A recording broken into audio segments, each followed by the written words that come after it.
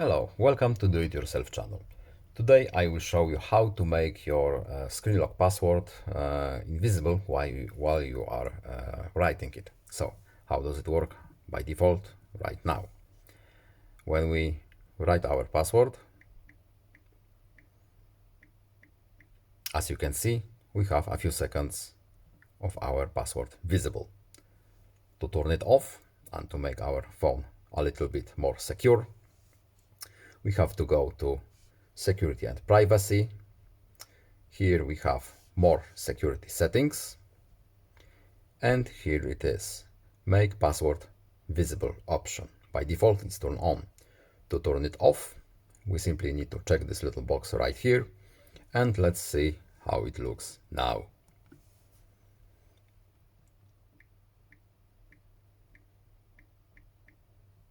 There is no delay on our password screen.